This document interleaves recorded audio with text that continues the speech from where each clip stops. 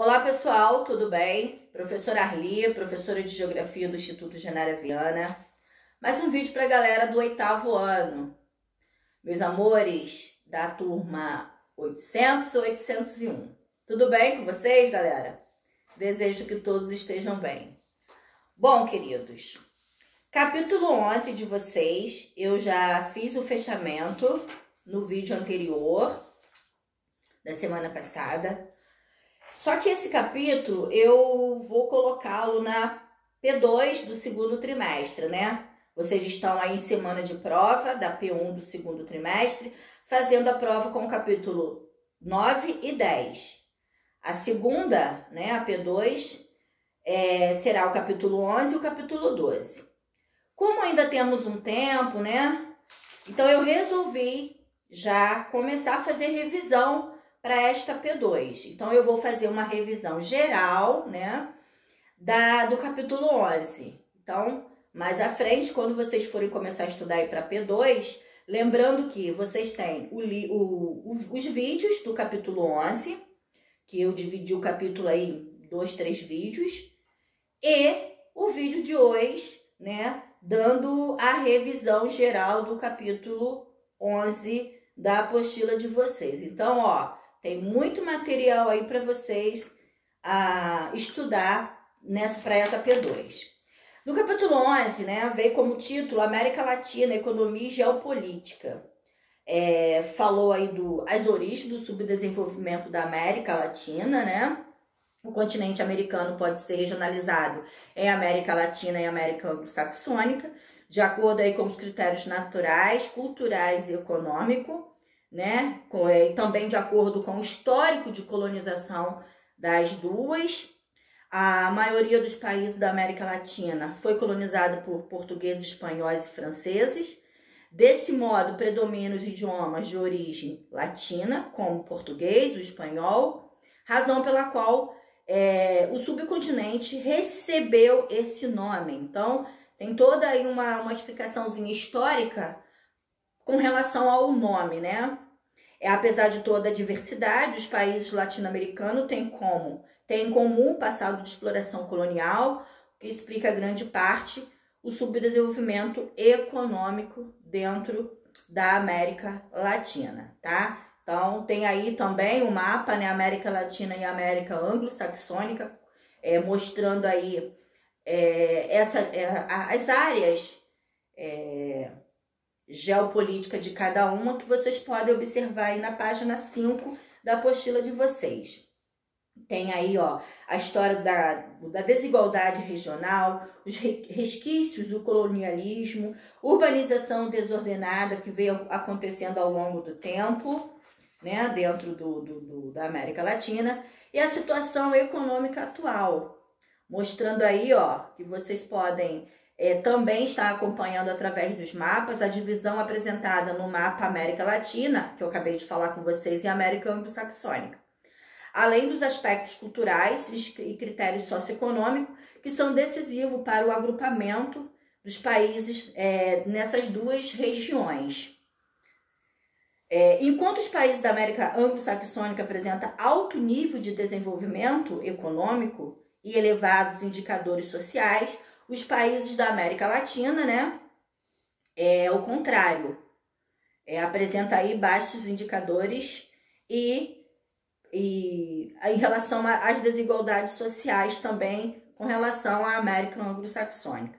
De modo geral, os países da América Latina caracterizam-se por economias baseadas no setor primário e por uma indústria que produz bens de baixo valor agregado. E, além disso, depende de recursos, né, financeiro e de tecnologia de nações mais ricas. Isso a gente vê aí em diversos países que compõem a América Latina. Essa situação acaba afetando a balança comercial dos países latino-americanos, já que eles vendem produtos primários ou industrializados de baixo valor agregado e importam bens de maior valor. Outro aspecto é que a estrutura política e socioeconômica desses países não supre as necessidades da maior parte da população. A economia da América Latina, galera, ainda baseia-se, né, em grande parte na exploração e no beneficiamento de recursos minerais e energéticos, como cobre, bauxita, ferro, níquel, estânio, ouro, prata, entre outros, né?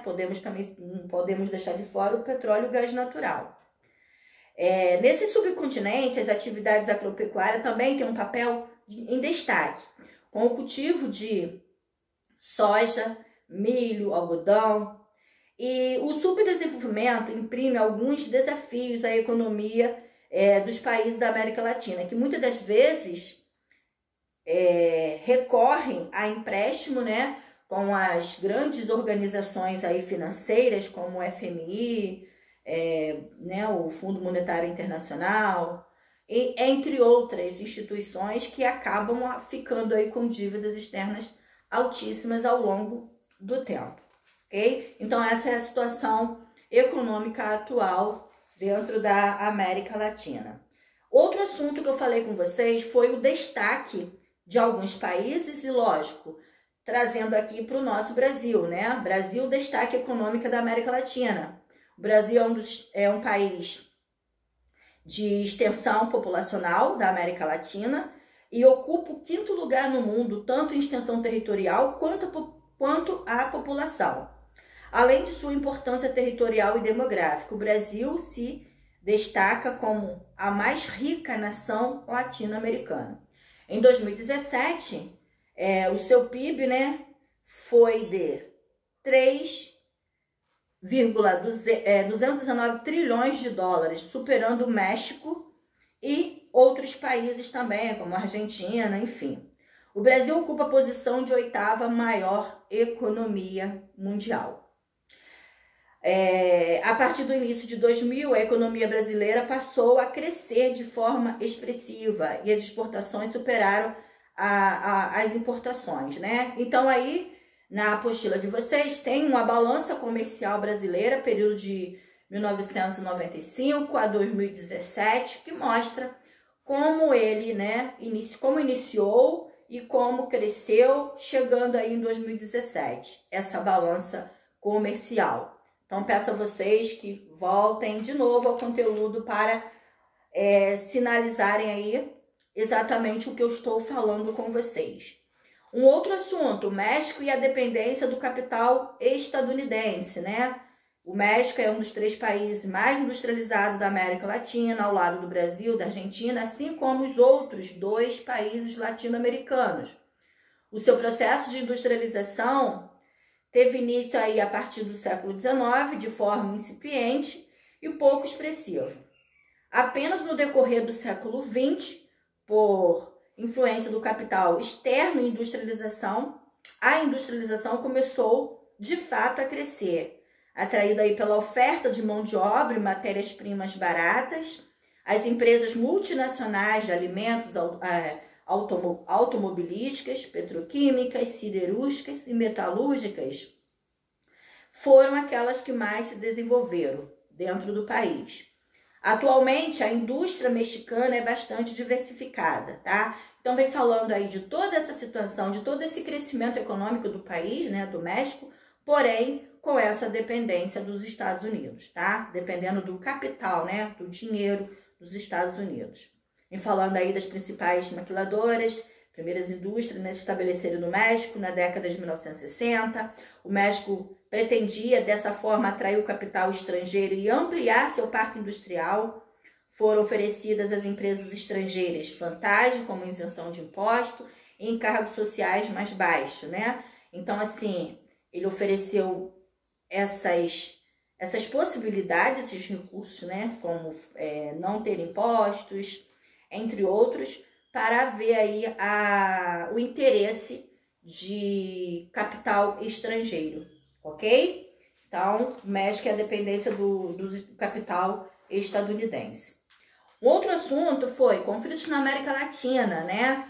O subdesenvolvimento econômico e social, além de instabilidade política, os países latino-americanos são maiores para a ocorrência de tensões internas em suas áreas de fronteiras. No subcontinente, há conflitos ambientais, políticos, econômicos, territoriais. E além disso tudo que eu estou falando com vocês, não podemos deixar de citar, né, as guerrilhas armadas. Então aí o texto vem trazendo aí as guerrilhas, a situação do narcotráfico dentro da América Latina, a situação da Colômbia, o posicionamento da Colômbia em relação a isso, né? A Colômbia é um país sul-americano que esteve no cenário internacional por muitos anos por conta da presença de movimentos guerrilheiros, como as Forças Armadas Revolucionárias da Colômbia, a FARC, e o Exército da Libertação Nacional. Então a FARC ela surgiu aí em 1964, né? Formando-se uma organização política militar, e no entanto outros países, incluindo os Estados Unidos e os pertencentes à União Europeia, classificaram seus membros como terroristas por criarem um poder paralelo utilizando táticas de guerrilha, como sequestros, prisões diplomáticas e assassinatos, né? Que além de estarem ligados à produção de cocaína e ao narcotráfico. Então tem toda essa situação aí que acontece, né? E como situação que desencadeia os conflitos dentro da América Latina. E no material de vocês vem citando como, por exemplo, as guerrilhas e a situação do narcotráfico dentro da Colômbia. Ok? Crise dos refugiados, também é uma outra situação que eu já coloquei para vocês, né? Que é uma situação que já falamos em diversos capítulos, a situação dos refugiados no mundo, né? Então, ó, na América Latina não vai ser diferente. Na América Central, por exemplo, alguns países apresentam instabilidades políticas, sociais e econômicas internas. Como resultado, parte de suas populações tem fugido para países vizinhos em busca de melhores condições de vida. Temos aí o exemplo na apostila de vocês, o Haiti, né, que sofreu sucessivos golpes militares, tendo sido governado durante muitos anos por ditadores que perseguiram os opositores. Tal cenário levou à morte de militares, habitantes locais, ocasionando uma crise política, social e econômica no país. Principalmente pela pouca capacidade de atrair investimentos estrangeiros. Essa situação fez com que a ONU mandasse força, né, na época, aí, período de 2004, inclusive o Brasil fez parte dessas forças aí armadas para ir para a região, né, para o Haiti, para ajudar, não só como proteção mesmo, forças armadas, como alimentação, remédio, uma série de coisas que o Brasil também fez parte dessa expedição. Então tem aí como exemplo, né, dessa crise de refugiados, o Haiti, que muitos desses haitianos eles saíram em busca de uma condição de vida melhor, e um dos caminhos que eles buscaram foi o Brasil, tá? Então mostra aí, ó, tem várias imagens mostrando aí na apostila de vocês essa saída, né, de forma precária de situações, até mesmo arriscando a própria vida. Tem outro exemplo aqui, Honduras, né, um país de situação delicada, uma crise política instaurada aí no país em 2009, quando o então presidente Manuel Zelaya apresentou uma proposta de revisão da Constituição, né? E chegando aí a situação também de milhares de pessoas deixarem o seu país e ir em busca de refúgio em países vizinhos. A Venezuela também é outro exemplo disso, tá? A Venezuela, país vizinho do Brasil, enfrentou problemas políticos e econômicos como inflação, escassez de alimento, remédios, de produtos básicos, né, para a sobrevivência humana. Isso aí, ó, no início de 2000, isso aí é um assunto recente. 2018, 2019, falou-se muito nessa situação da Venezuela, né, quando foi fechada aí a fronteira Brasil e Venezuela. E muitos arriscaram mesmo para chegar no Brasil e conseguir refúgio, tá? A própria imagem da página 18 da apostila de vocês mostra essa situação aí dos refugiados venezuelanos chegando ao Brasil, né? Disputa da fronteira na América Latina. É um texto suplementar que mostra essa situação, né? Além a parte do conteúdo que eu estou falando com vocês, tá bom? Então, esses foram os assuntos abordados no capítulo 11. Lembrando que esse vídeo é de revisão, tá? Mas vocês não deixem passar nada. Atividades prontas, tá? Que eu também já enviei para vocês o vídeo fazendo correção. Então, tá tudo certo. A gente se encontra no próximo vídeo, se Deus quiser.